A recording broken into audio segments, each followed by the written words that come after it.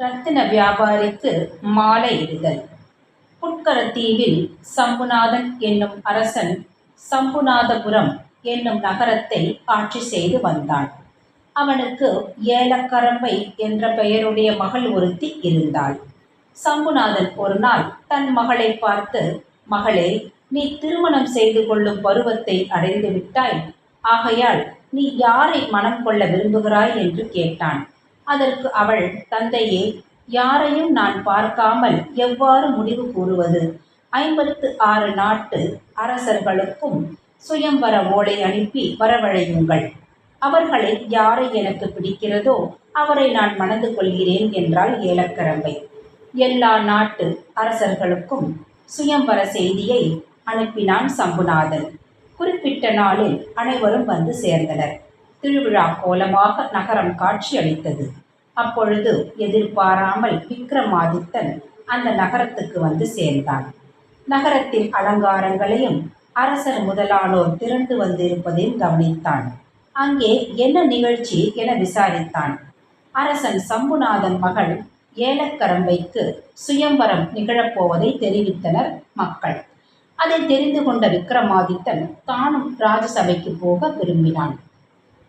உடன் கூட்டி வந்த சிறுவனை ஒரு பிராமணன் வீட்டில் ஒப்படைத்துவிட்டு வேதாளத்தின் உதவியால் விலை உயர்ந்த இரத்தினங்களை வரவழைத்து தான் ஒரு இரத்தின வியாபாரி போல் உடை தரித்து கொண்டு முக்கியமான ஓர் இடத்தில் கம்பளத்தை விரித்து நவரத்தினங்களையும் அதில் பரப்பினான். அவனை பார்த்தோர் அனைவரும் வெளியூரில் இருந்து வந்துள்ள இரத்தின வியாபாரி என்றே எண்ணினார்கள். நகரம் முழுவதும் நவரத்தினங்களில் பெருமை பரவியது. சுவயம்பரத்துக்கு வந்துள்ள அரசர்கள் அனைவரும் நவரத்தினங்களை வாங்க சென்றார்கள். இரத்தின வியாபாரியின் சாதுரியமான பேச்சில் ஒன்றி அனைவரும் நெடுநேரம் அங்கேயே தங்கிவிட்டனர். சுயம்பரத்துக்கு வந்தவர்களான அரசர்கள் எவரையும் காணாததால் சம்புநாதன் ஏவலாளர்களை அனுப்பி அவர்களை தேடச் செய்தான். அவர்கள் அனைவரும் இரத்தின வியாபாரியை சூழ்ந்து உட்கார்ந்து இருப்பதாக தெரிந்தது. அவனும் இரத்தின வியாபாரியை காணச் சென்றான். இரத்தினங்களையும் இரத்தின வியாபாரியையும் கண்டு மகிழ்ந்து அரசர்களுடன் அரண்மனைக்கு வருமாறு விக்ரமாதித்தனையும் அழைத்துச் சென்றார்கள். அலங்காரத்தோடு கூடிய அழகான சுயம்பர மண்டபத்தில் அனைவரும் கூடியிருந்தார்கள். அரசகுமாரி ஏலக்கரம்பை மணமாலையை கையில் ஏந்தி தோழியர் சூழ அன்னம் போல அழகாக நடந்து வந்தாள். வரிசையாக அமர்ந்திருந்த அரசர்களை பார்த்து கொண்டே நடந்தாள். அரசர்களிடையே இரத்தின வியாபாரி வேடத்தில் அமர்ந்திருந்த விக்ரமாதித்தனின் அருகில் வந்து நின்றாள். அவனுடைய அழகில் மயங்கி தன் கையில் இருந்த மாலையை அவன் கழுத்தில் அணிவித்தாள். பிறகு தோழியருடன் அந்த புறத்திற்கு போய்விட்டாள். தன் மகள் அரசர்களில் எவரையும் தேர்ந்தெடுக்காமல் ஒரு இரத்தின வியாபாரிக்கு மாலையிட்டதை கண்ட சம்புநாதன் கவலையுற்றார்.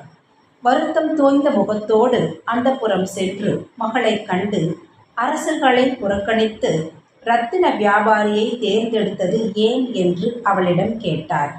ஏலக்கரம்பை தன் தந்தையின் வருத்தத்தை போக்க எண்ணி, தந்தையே, நான் தேர்ந்தெடுத்த மணமகன் சாதாரணமானவன் அல்லன் என்பதை நிரூபித்து காட்டுகிறேன் என்று கூறினாள்.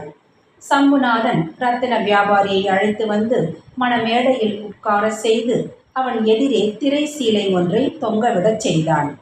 திரைக்கு அப்பால் ஏலக்கரம்பை ஒன்றும் பேசாமல் உட்கார்ந்து இருப்பதை கவனித்த விக்ரமாதித்தன் தன்னை பற்றி எதுவும் தெரியாததால் தான் அவள் அவ்வாறு உட்கார்ந்திருக்கிறாள் என்பதை தெரிந்து கொண்டான். மற்றும் தன்னை பற்றிய விவரத்தை தானே கூறவும் அவன் விரும்பவில்லை. ஆகவே வேதாளத்தை திரை சீலையில் புகுந்து கொள்ளும்படி கூறினான். திரை சீலையே, உனக்கு அப்பால் உட்கார்ந்திருக்கும் மணப்பெண் எனக்கு மாலை இட்டாள். ஆதலால் அவள் என் மனைவி. ஆனால் அவள் என்னுடன் பேசாமல் இருக்கிறாள். எனக்கோ தூக்கம் வரவில்லை. ஆகையால் நல்ல கதையாக ஒன்றை கூறுவாயாக. நான் அதை கேட்டுக்கொண்டிருக்கிறேன் என்றான் விக்ரமாதித்தன். திரை சீலை விக்ரமாதித்தனை பார்த்து, ஐயா, 4 புறத்திலும் என்னை இழுத்து கட்டியிருப்பதால் மூச்சு விடுவதற்கு கூட என்னால் இயலவில்லை. இந்த நிலையில் நான் எவ்வாறு கதை சொல்ல இயலும்? என் தொல்லையே எனக்கு பெரிதாக உள்ளதே என்றது. ஏலக்கரம்பை திரைசீலை பேசுவதை கேட்டு வியப்படைந்தாள். திரைசீலை நல்ல கதை சொல்லும் என்று கருதி அதை கட்டியிருந்த கயிற்றை அவிழ்த்து விட்டாள். திரைசீலை உடனே கீழே விழுந்தது.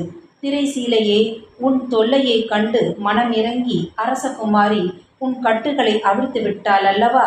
இனிமேலாவது ஒரு நல்ல கதை சொல்லக்கூடாதா என்றான் விக்ரமாதித்தன். திரைசீலை உடனே கதை சொல்லத் தொடங்கியது. அடுத்த கருத்தில் சந்திப்போம்.